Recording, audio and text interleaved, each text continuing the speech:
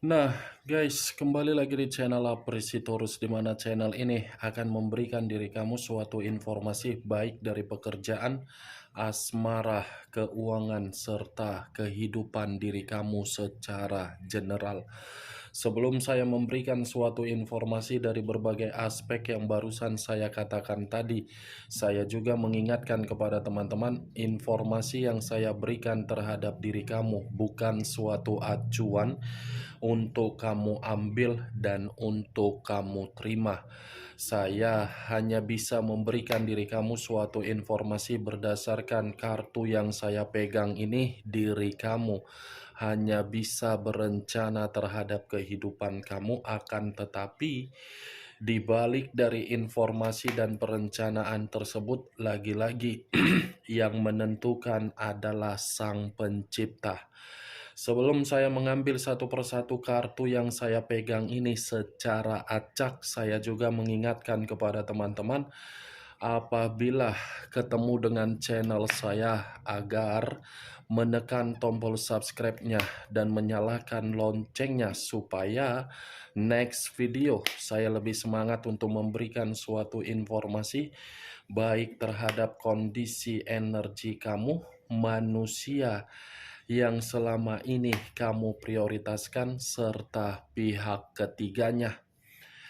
Oke Wak Geng, sama seperti biasanya, saya tidak memiliki judul atau topik yang akan saya angkat atau yang akan saya bahas, tetapi saya akan berusaha untuk berbagi cerita dari setiap kartu yang akan saya ambil nanti secara acak.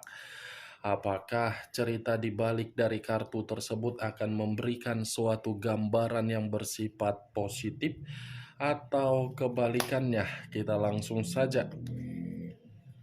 Saya akan mengambil beberapa kartu, di mana kartu yang akan saya ambil nanti bisa saja bersifat resonate, bisa saja tidak bersifat resonate. Semuanya saya kembalikan terhadap pola pemikiran kamu, semuanya saya kembalikan terhadap situasi energi yang kamu miliki untuk saat ini.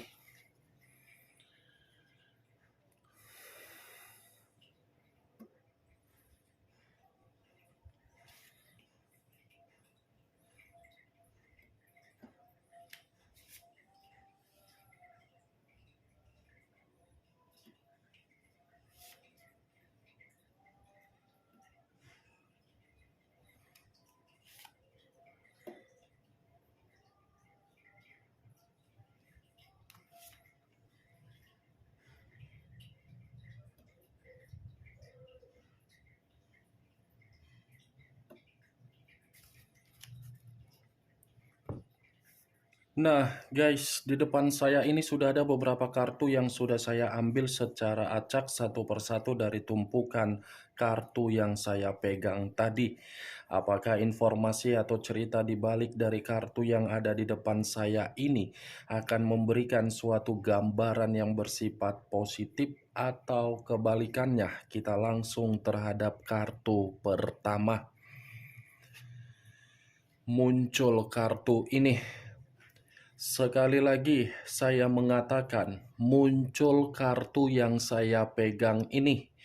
Di mana kemunculan kartu yang saya pegang ini seperti memberikan suatu isyarat atau berbicara terhadap kondisi satu energi, yang dimana kondisi energi tersebut untuk saat ini saya melihat dan saya merasakan sepertinya ada satu bentuk pergerakan, tetapi bentuk pergerakan ini masih saya kategorikan belum dalam kondisi yang stabil.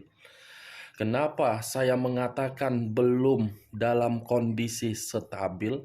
Kemungkinan besar satu energi yang saya katakan tadi, ketika memberikan kepercayaan terhadap seseorang yang dimana seseorang ini sudah memberikan suatu ikatan, tetapi ikatan tersebut bukan membuktikan antara kedua belah pihak, baik dari satu energi yang saya katakan tadi ataupun seseorang yang saya katakan tadi, memiliki pemikiran yang saling berlawanan, ibaratnya bertolak belakang, kiri dan kanan, kanan dan kiri, tetapi yang kiri selalu mengikuti yang kanan tidak mau merendahkan diri agar sepemikiran. Kalau saya mencoba untuk mengarahkan kartu yang saya pegang ini terhadap posisi energi yang dimiliki oleh pihak lain atau orang lain, serta mengesampingkan satu energi yang saya katakan tadi, mungkin kartu ini lagi-lagi akan menggambarkan situasi karakter atau watak yang dimiliki pihak lain, yang dimana pihak lain bukan hanya egois, tetapi keras kepala. Keras kepala seakan-akan menuntut orang lain agar mengikuti dari setiap perkataan, tetapi perkataan yang keluar dari mulut pihak lain bukannya malah memberikan kemajuan, tetapi malah memberikan situasi kebuntuan. Apa yang barusan saya katakan tadi bisa saja mengarah terhadap posisi energi kamu, dan apa yang barusan saya katakan tadi bisa saja mengarah terhadap manusia yang kamu prioritaskan tetapi pergi meninggalkan diri kamu. Tetapi Wak Geng, sebelum saya memberikan suatu informasi terhadap kemunculan kartu yang saya pegang ini, terlebih dahulu saya akan mengarah terhadap diri kamu sebelum saya mengarah terhadap manusia tersebut. Sebelum saya mengarah terhadap manusia itu, terlebih dahulu saya akan mengarah terhadap diri kamu. Di mana ketika diri saya mengarah terhadap posisi energi kamu, baik secara pemikiran, perasaan, atau kondisi batin kamu, dari ketiga aspek yang barusan saya katakan tadi, kalau seandainya saya kembali melihat perjalanan komitmen kamu, saya ingin bertanya terhadap diri kamu. Hanya sekedar ingin bertanya, tidak ada niat untuk menyudutkan atau menghakimi atau menyalahkan diri kamu. Sejauh diri kamu melakukan yang namanya perjalanan komitmen, apakah komitmen itu membuat diri kamu menerima keberuntungan? Yang dimana keberuntungan ini bisa saja saya mengategorikan keuangan yang meningkat, pekerjaan jenjang yang lebih baik, bisnis terbuka untuk menuju kemajuan, atau dari sisi lainnya. Sekali lagi saya mengatakan, apakah perjalanan komitmen kamu itu memberikan diri kamu suatu keberuntungan? Dari pertanyaan yang saya katakan tadi, Wak Geng, cukup kamu yang mengerti dan cukup kamu yang menjawabnya. Kalaupun seandainya saya ingin menjawab dari pertanyaan yang saya lontarkan barusan, mungkin jawaban yang saya ingin katakan itu menurut versi yang saya lihat, versi saya sendiri. Belum tentu versi yang akan saya katakan ini tersinkron dengan diri kamu, karena mungkin diri kamu yang lebih mengerti dan memahami dari situasi perjalanan komitmen kamu. Versi yang ingin saya katakan terhadap diri kamu, saya rasa perjalanan komitmen kamu itu sama sekali hanya mengharuskan diri kamu untuk bersikap sebagai pahlawan. Hanya sebagai atau mengharuskan diri kamu untuk memberikan tindakan seperti superhero. Superhero dalam arti apa? Dia yang menang banyak. Itu kamu yang rugi total. Ya ibaratnya tidak ada keberuntungan. Yang ada kematian. Kematian secara apa? Penderitaan. Itu yang saya lihat. Itu dia wagen. Kalau saya mengarah terhadap kondisi keuangan kamu, saya cukup menyarankan terhadap diri kamu, jaga keuangan kamu, jaga aset kamu, jaga apa yang kamu miliki untuk saat ini. Bisa saja diri kamu dalam waktu dekat akan ada suatu bentuk kecerobohan, di mana kecerobohan tersebut akan mempengaruhi apa yang kamu miliki, sehingga diri kamu akan merasa dirugikan. Itu yang saya katakan. Apa yang barusan saya katakan tadi itu masih berdasarkan dari pergerakan energi kamu, belum acuannya dari kartu yang saya pegang ini. Kalau acuannya dari kartu yang saya pegang ini saya lemparkan terhadap posisi energi kamu, saya pun ingin bertanya terhadap diri kamu. Ketika manusia itu pernah menjadi bagian di dalam kehidupan kamu, apakah ada satu bentuk aset yang sudah terbangun? Wak geng? Apakah ada satu aset yang pernah dia berikan terhadap diri kamu, atau mungkin ada aset bersama? Saya memberikan pertanyaan tersebut berdasarkan kartu yang saya pegang ini karena memang yang saya lihat diri kamu ini belum terselesaikan urusannya, walaupun manusia itu sudah pergi meninggalkan diri kamu. Tetapi tindakan dia itu belum mencerminkan urusan kalian berdua selesai. Karena urusan yang belum selesai tersebut masih ada sesuatu hal yang sedang dipertahankan. Bisa saja di luar dari aset, urusan anak, atau mungkin manusia itu pernah mengutang terhadap diri kamu, atau mungkin manusia itu masih mengurus surat perceraian atau perpisahan. Kartu pertama yang saya pegang ini terdiri dari 4 cawan, yang dimana 4 cawan ini seperti mengatakan masih ada sesuatu hal yang disembunyikan, tetapi apa yang disembunyikan ini seperti membuat diri kamu merasa dirugikan. Apa yang disembunyikan ini bisa saja saya kategorikan ketika koneksi tersebut masih ada dan ketika koneksi tersebut sudah tidak ada. 4 cawan ini, Wak geng. Tetapi kartu ini lebih mendominasi terhadap bentuk kekayaan, keuangan, materi, dan kepemilikan. Kalau saya menarik dari situasi kepemilikan, mungkin ada sesuatu hal yang dia bawa lari dari diri kamu, atau mungkin ada surat tanah, atau mungkin ada yang lain. Karena begitu saya mengangkat kartu ini, seakan-akan kartu ini seperti mengatakan orang yang kamu prioritaskan adalah orang yang cukup dikategorikan sebagai materialisme. Ibaratnya matre lah, bahasa orang keren bilang matre, baik perempuan ataupun laki-laki, matre.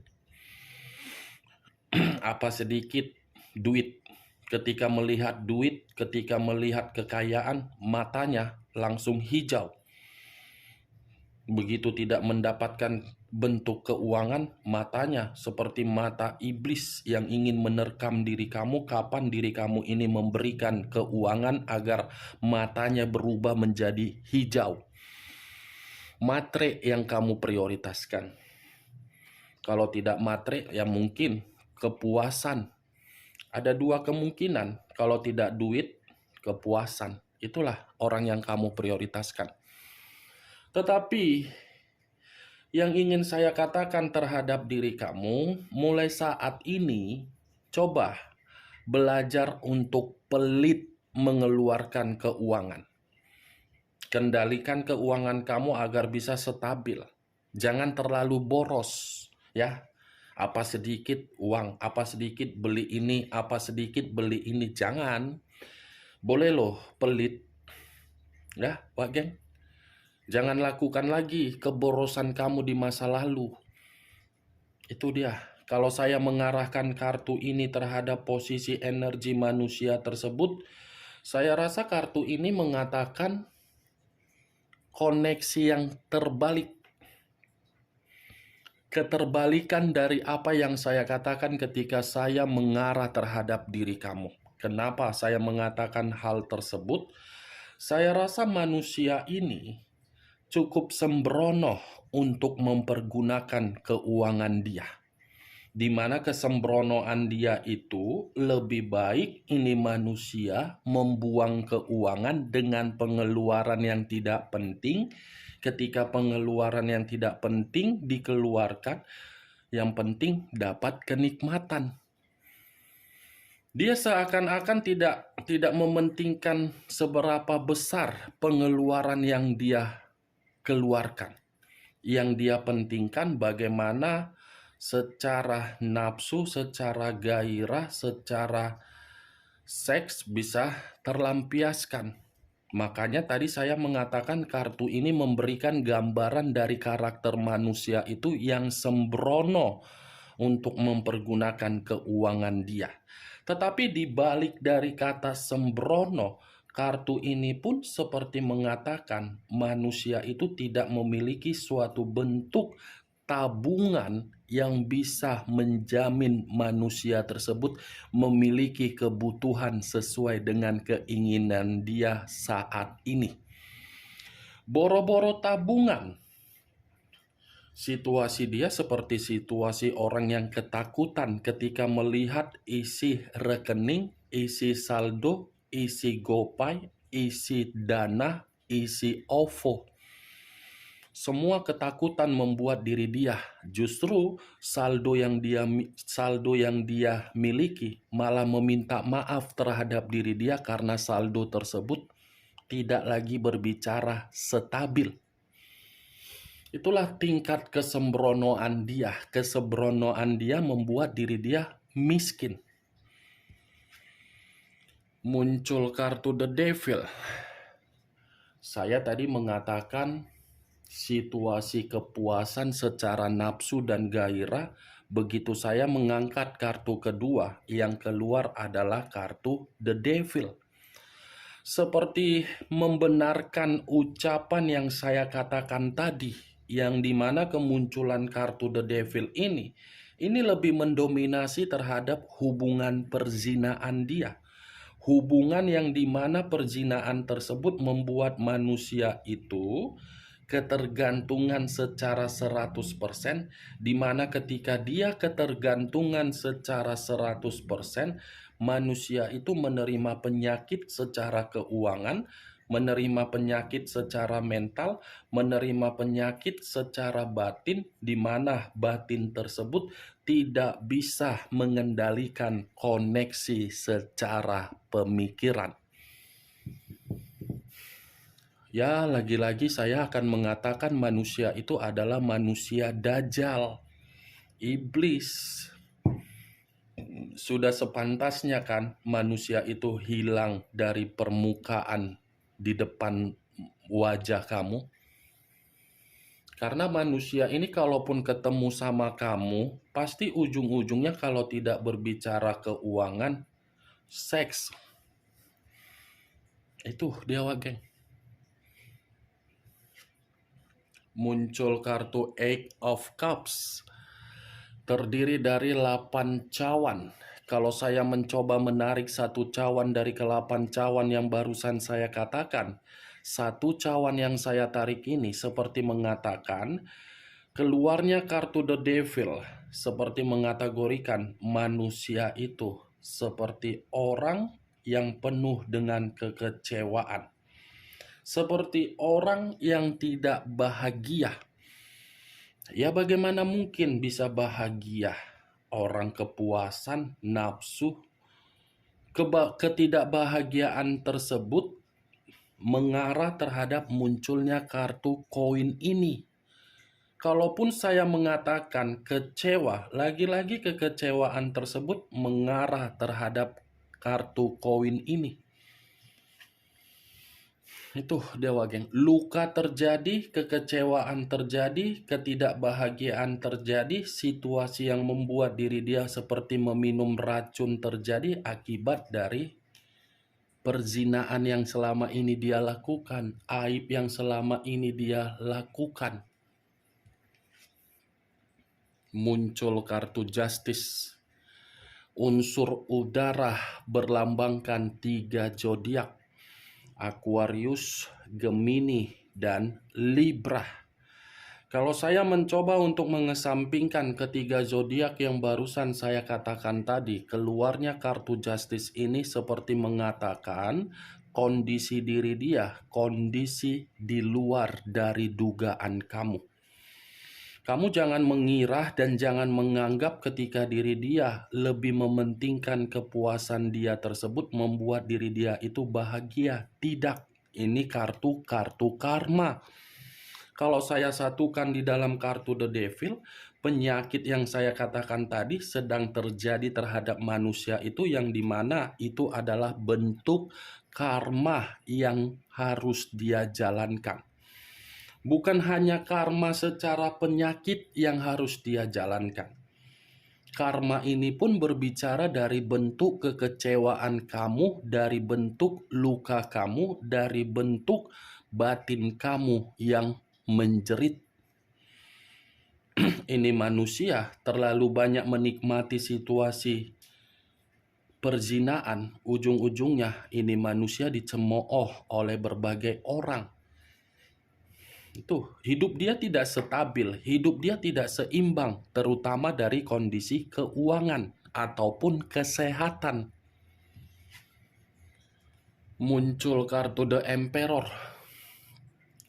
Unsur api berlambangkan 3 zodiak, Aries, Leo, dan Sagittarius. Kalau saya mencoba untuk mengesampingkan ketiga zodiak yang barusan saya katakan tadi, keluarnya kartu The Emperor ini seperti mengatakan kondisi diri dia dalam kondisi yang sedang tidak jernih secara pemikiran, alias orang yang ketergantungan dari hubungan perzinaan sehingga membuat diri manusia itu seperti orang yang gila. Ini manusia tidak jernih pemikiran dia. Itu dia, Wak Geng. Muncul kartu The High of Priestess, pendeta perempuan. Kalau saya mencoba menarik satu kata dari pendeta perempuan, ini mengarah terhadap kondisi batin. Batin yang dimiliki oleh manusia itu adalah batin yang sedang tertekan untuk menerima dari perbuatan yang dia lakukan dari hubungan perzinaan dia tersebut. Bukan hanya pemikiran tetapi batin. Pemikiran, batin, kesehatan sedang rusak. The Devil unsur tanah, Justice unsur udara, Capricorn, Taurus, Virgo, Aquarius, Gemini, dan Libra. Oke Wak Geng, hanya itu yang bisa saya berikan informasinya terhadap diri kamu dari ke-6 kartu yang saya ambil tadi. Sekian dulu informasinya, salam kartu tarot, salam zodiak.